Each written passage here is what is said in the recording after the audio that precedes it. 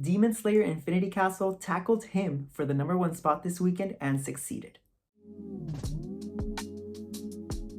Thanks for tuning in to this weekend's box office winners. Before we get started, make sure to like and subscribe so you never miss which movies are killing it at the box office. Now let's dive into the numbers. Demon Slayer Infinity Castle held on to the #1 spot both domestically and worldwide, making it the first anime ever to stay at the #1 spot for 2 weekends in a row in the United States. Now the movie did take a steep 75% drop in its second weekend, but still made another $17.3 million in weekend 2. And honestly, that's impressive as many anime films would dream of that opening weekend alone. Domestically, Infinity Castle is now the biggest anime ever in the States, surpassing Pokemon the first movie's 85.7 million Q. As Infinity Castle has officially made $104.7 million in the States, making it the first anime ever to surpass the $100 million mark in the United States. Globally, the film continued to dominate as it has made $454 million internationally, for a total of $559 million worldwide. And that officially makes it the biggest anime film ever, beating Demon Slayer Mugen Train, which made $520 million. Now the budget was finally revealed for the film, which cost $20 million, meaning that the film now has an impressive 28x multiplier. Sony must be thrilled, especially with the film making $70 million globally on IMAX screens alone.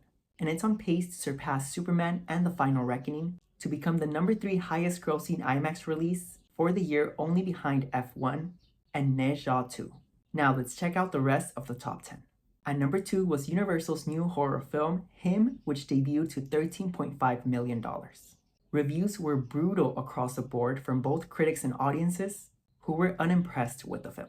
And it scored a C- cinema score, which is low even for horror movies. The audience split was fairly balanced at 51% male and 49% female, with the largest demos being men over 25 at 33% and women over 25 at 31%. Premium formats drove 37% of sales, but with bad word of mouth, this film is likely to collapse in weekend 2.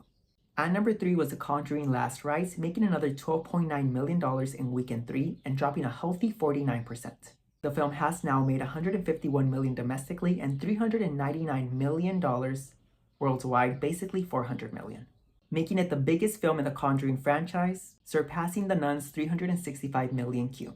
At #4, The Long Walk made $6.3 million in weekend 2, dropping a good 46%.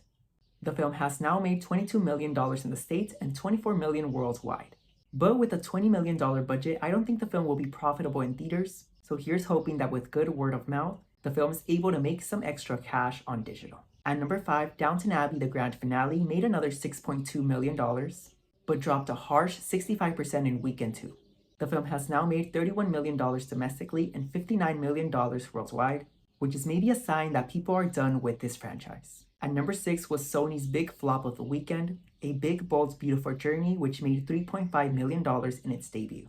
The film skewed female at 59%, and the biggest demo was Caucasian woman, as 58% of the audience was Caucasian, and 44% was women over 25. And just like Him, the film had terrible scores on Rotten Tomatoes, and received a terrible B- cinema score. It made $8 million worldwide and has a budget of $45 million. And what's even worse is that this is Margot Robbie's follow-up to Barbie, which is not a good outlook at all. At #7 was Angel Studios' new film, The Studio, which made $2.7 million in its debut.